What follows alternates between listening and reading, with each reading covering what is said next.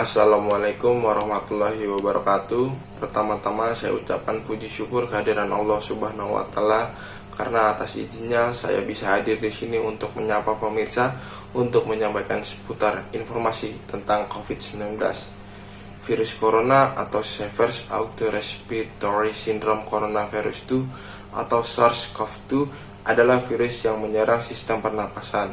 Penyakit akibat infeksi virus ini disebut dengan COVID-19. Virus corona bisa menyebabkan gangguan infeksi ringan pada sistem pernapasan, infeksi paru-paru yang berat hingga kematian. Infeksi virus corona yang disebut COVID-19 atau Coronavirus Disease 2019 pertama kali ditemukan di kota Wuhan, Cina pada akhir Desember 2019. Virus ini menular dengan sangat cepat dan menyebar ke hampir semua negara, termasuk Indonesia, hanya dalam waktu beberapa bulan. Hal tersebut membuat beberapa negara memberlakukan kebijakan lockdown untuk mencegah virus corona semakin meluas.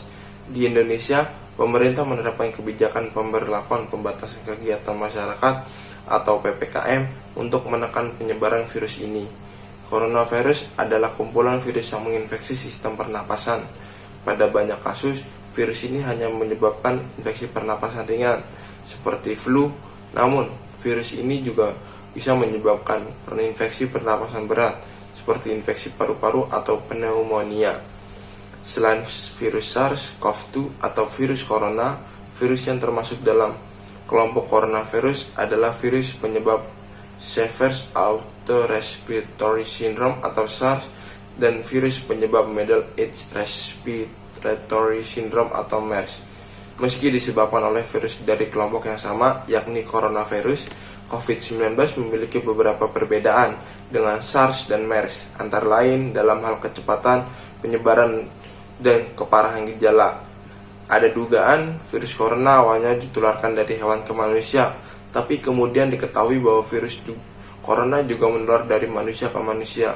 Seseorang bisa tertular COVID-19 melalui beberapa cara, diantaranya: 1. Tidak sengaja menghirup percikan ludah atau droplet yang keluar saat penderita COVID-19 batuk atau bersin.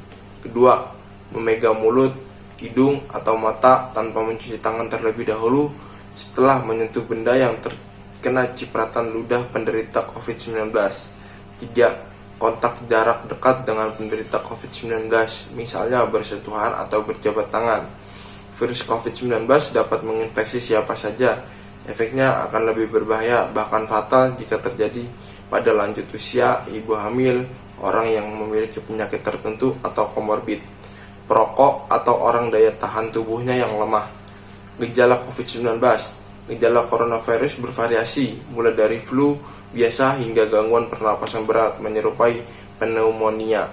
Gejala corona yang umum dialami mereka yang mengalami infeksi coronavirus adalah: 1. Demam tinggi disertai menggigil, 2. Batuk, 3. Pilek, 4. Hidung berair dan bersin-bersin, 5. Nyeri tenggorokan, 6. Sesak napas. Gejala virus corona tersebut dapat bertambah parah secara cepat dan menyebabkan gagal napas hingga kematian. Centers for Disease Control and Prevention atau CDC, gejala infeksi virus COVID-19 atau nCoV dapat muncul mulai dari 2 hari hingga 14 hari setelah terpapar virus tersebut. Siapa saja yang berisiko terinfeksi COVID-19? Orang-orang yang tinggal atau berpergian dari daerah di mana virus COVID-19 tersebut bersirkulasi sangat mungkin berisiko terinfeksi.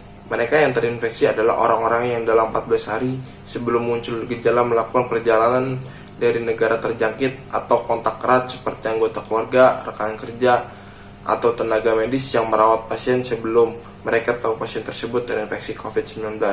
Petugas kesehatan yang merawat pasien yang terinfeksi COVID-19 berisiko lebih tinggi dan harus konsisten melindungi diri mereka dengan prosedur dan pencegahan pengendalian infeksi yang tepat. Bagaimana manusia bisa terinfeksi COVID-19? Seseorang dapat terinfeksi dari penderita COVID-19. Penyakit ini dapat menyebar melalui tetesan kecil atau droplet dari hidung atau mulut pada saat batuk atau bersin. Droplet tersebut lalu orang itu menyentuh mata, hidung, atau mulut atau segitiga wajah maka orang itu akan terinfeksi COVID-19. Atau bisa juga seseorang terinfeksi COVID-19 ketika tanpa sengaja menghirup droplet dari penderita. Inilah sebabnya mengapa kita penting untuk menjaga jarak hingga kurang lebih 1 meter dari orang yang sakit. Sampai saat ini para ahli medis terus melakukan penyelidikan untuk menentukan sumber virus, jenis paparan, dan cara penularannya. Bagaimana cara mencegah penularan virus corona? Beberapa cara yang bisa dilakukan untuk mencegah penularan virus ini adalah: 1. Pemberian vaksin COVID-19 yang saat ini sudah berjalan di Indonesia. 2. Menjaga kesehatan dan kebugaran agar stamina tubuh tetap prima dan sistem imunitas atau kekebalan tubuh meningkat. 3. Mencuci tangan dengan benar dan teratur menggunakan air dan sabun atau hand rub berbasis alkohol. Mencuci tangan sampai bersih selain dapat membunuh virus yang mungkin ada di tangan kita, tindakan ini juga merupakan salah satu tindakan yang mudah dan murah. Sekitar 98% penyebaran penyakit bersumber dari tangan. Karena itu, menjaga kebersihan tangan adalah hal yang sangat penting. 4. Ketika batuk dan bersin, tutup hidung dan mulut Anda dengan tisu atau lengan atas bagian dalam, bukan dengan telapak tangan. 5. Hindari kontak dengan orang lain atau berpergian ke tempat umum. 7. Hindari menyentuh mata, hidung, dan mulut atau segitiga wajah. Tangan menyentuh banyak hal yang dapat terkontaminasi virus. Jika kita menyentuh mata, hidung, dan mulut dengan tangan yang terkontaminasi, maka virus dapat dengan mudah masuk ke tubuh kita. 8. Gunakan masker dengan benar hingga menutupi mulut dan hidung ketika Anda sakit atau saat berada di tempat umum. 9. Buang tisu dan masker yang sudah digunakan ke tempat sampah dengan benar, lalu cucilah tangan Anda. 10. Menunda perjalanan ke daerah atau negara di mana virus ini ditemukan. 11. Hindari bepergian keluar rumah saat Anda merasa kurang sehat, terutama jika Anda merasa demam, batuk, dan sulit bernapas. Segera hubungi petugas kesehatan terdekat dan mintalah bantuan mereka. Sampaikan pada saat petugas jika dalam 14 hari sebelumnya Anda pernah melakukan perjalanan terutama ke negara terjangkit atau pernah kontak erat dengan yang memiliki gejala yang sama. Ikuti arahan dan dari petugas kesehatan setempat. 12. Selalu pantau perkembangan penyakit COVID-19 dari sumber resmi dan akurat.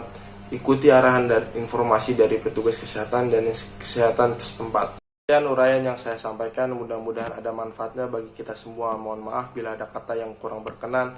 Wabillahi taufiq wal hidayah. Wassalamualaikum warahmatullahi wabarakatuh.